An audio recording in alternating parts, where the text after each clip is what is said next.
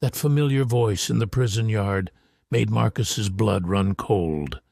His former supplier, the man he betrayed. As guards move like shadows through locked-down corridors, dark whispers reveal a sinister truth. The supplier came to expose a deadly operation. Time is running out as Marcus realizes he's next on their kill list. It started with a voice, not a face, not a name, just a voice echoing through a concrete corridor of steel beds and flickering fluorescent lights. A voice so familiar that one inmate, quiet, hardened, and long broken by the system, went rigid like someone had poured ice water down his spine. Until that moment, he believed his past was sealed behind him, buried, unreachable. But when the new prisoner spoke, he whispered 3 words that changed everything. "That's my supplier." And the nightmare that followed proved one thing. Inside the walls of Harksdale Federal Penitentiary, the past doesn't stay buried. It climbs the walls. It finds you.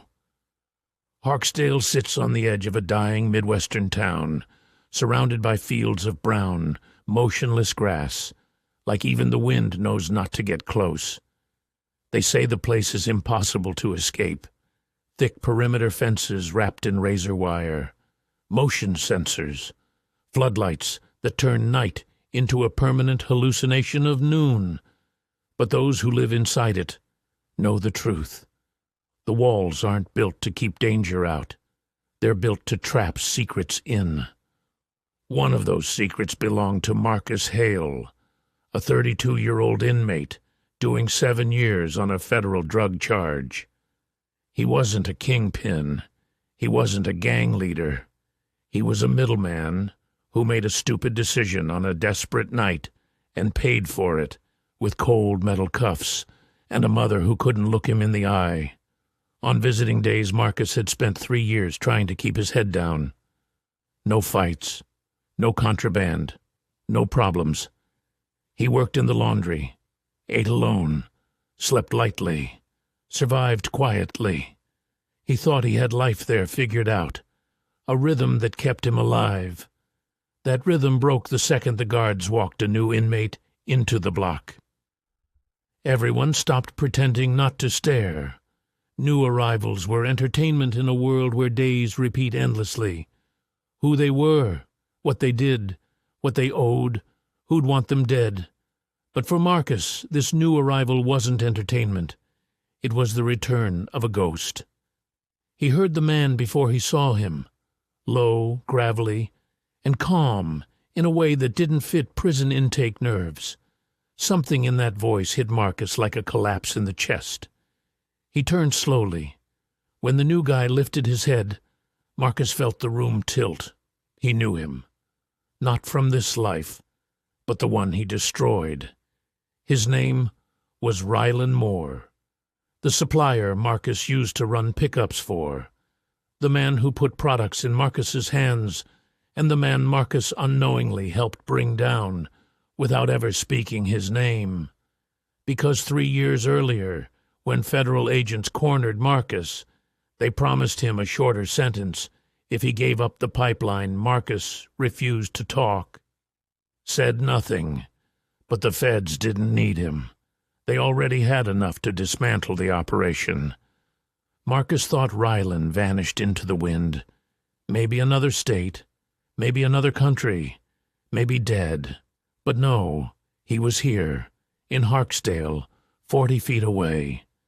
The prison block was loud with forced laughter, clanking mop buckets, and the static buzz of an ancient radio playing country songs nobody liked. But Marcus heard none of it. His heartbeat drowned it all out. He kept his face still, but his sweat betrayed him.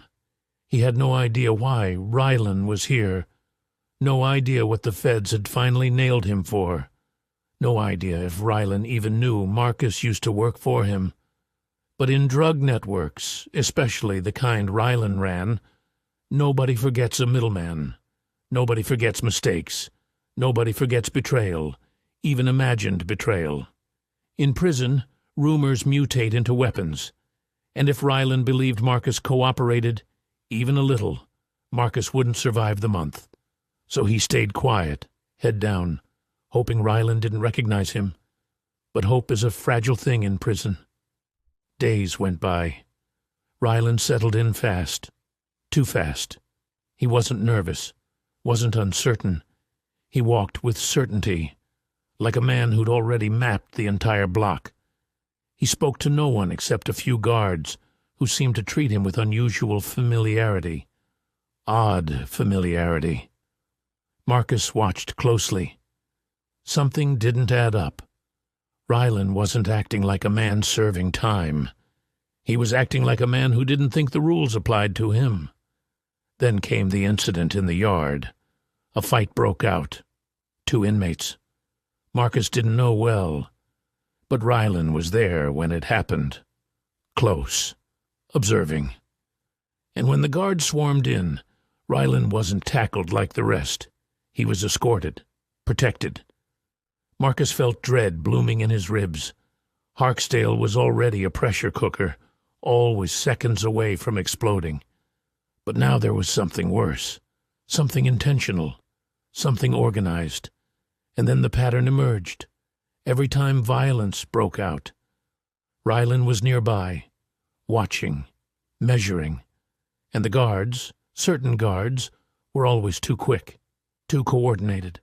Marcus wasn't the only one who noticed, but he was one of the few who understood what that meant. Rylan hadn't come here to serve time. He'd come here to run something, or dismantle something, or someone. And if agents had once used Marcus to tighten the noose around Rylan's network, Rylan might be here to return the favor. The truth revealed itself on a storm-soaked night, when lightning flashed through the barred windows, and the prison buzzed with restless energy. Lockdown had been called. Early. Too early. The guards were tense, whispering. Rylan was missing from the block, and Marcus felt that primal instinct all inmates know, that electric charge in the spine that says danger is coming. When the lights flickered, the entire block went silent. The door to Marcus's cell slid open. Not all the way, just enough for a shadow to slip through. A hand grabbed Marcus's shoulder. He was yanked from his bunk before he could breathe. He braced for a shank, but the voice that whispered in his ear froze him. Solid Rylan. Calm, slow, familiar. The past reached out like a hand from the grave, but instead of killing him, Rylan said something else. "You're coming with me." Marcus was dragged into the hallway, where 2 guards were waiting. Guards who looked the other way, pretending they didn't see what was happening. Rylan led Marcus down a back corridor toward the old workshop, a place inmates rarely entered at night. Marcus's mind spun with questions and fear. Was this revenge? Was he finally being silenced? The workshop door shut behind them, and Rylan turned, his face half-lit by a swinging bulb. He asked Marcus one question. "Who told them about me?" Marcus swore he hadn't talked. Rylan studied him with predatory patience, and slowly, unbelievably, he nodded. "I know," Rylan said. "They told me you stayed silent. That's why you're still alive." Marcus didn't understand. Rylan continued. "I wasn't brought here, I was planted here." Marcus's stomach dropped. Rylan wasn't an inmate. He was an informant now, working with federal agents, embedded inside Harksdale. His job, expose the corrupted guards who were running a pipeline of drugs through the prison. An operation bigger than anything Marcus ever touched, and the feds needed someone Rylan could trust. Someone he wouldn't kill on instinct. Someone who owed him a favor. Marcus. Rylan revealed something chilling. The guard corruption was deeper than the warden, deeper than the state. Marcus wasn't in danger because of Rylan. He was in danger because the guards thought Marcus knew something, and they planned to remove him permanently. The fight in the yard. Staged. The lockdown. Staged. The power flicker. Sabotage. Everything was leading to one moment. A murder disguised as inmate-on-inmate violence, and Marcus was the target. Before Marcus could absorb the horror, the workshop door burst open. 3 guards stormed in, faces twisted with panic and rage at seeing Marcus alive, and Rylan, impossibly fast, shoved Marcus behind a pillar and charged. The workshop erupted in chaos, shouts, fists, metal clanging. Sirens cut the air, backup guards poured in, federal agents followed. Within seconds, the operation collapsed. The corrupted guards were dragged out in handcuffs. Rylan, bleeding from his forehead, stood tall, breathing hard, eyes locked on Marcus, with something that looked almost like respect. And that night, Marcus learned a brutal truth. Sometimes, the person you fear the most is the only one who can save you. Weeks later, Marcus was transferred to another facility for protection. Rylan vanished again, swallowed by whatever undercover world he now lived in. But a single envelope arrived for Marcus. No return address. Inside was a note. "You kept your word. I kept mine." And attached to it was a small metal key. Marcus never learned what it opened. Months later, national news broke a story. A major covert operation had taken down a network of prison cartels across multiple states. Dozens arrested, millions seized, and one name quietly mentioned at the end of the report. Rylan Moore, missing, presumed dead after a failed sting. But Marcus knew better, because on the night the news aired, another envelope appeared under his cell door. Inside was a photo. Rylan, alive, standing in a desert, holding the same key, and on the back, written in jagged black ink, "I didn't escape. I was released. Justice served, but not how anyone expected.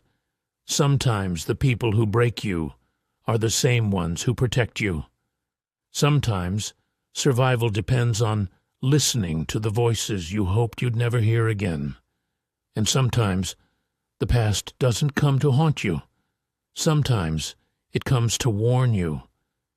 If you enjoyed this dark, cinematic, real-world style story, make sure to hit like, drop a comment, letting me know which moment shocked you the most, and subscribe for more. Twisted, suspense-filled stories just like this. Your support helps bring the next one to life.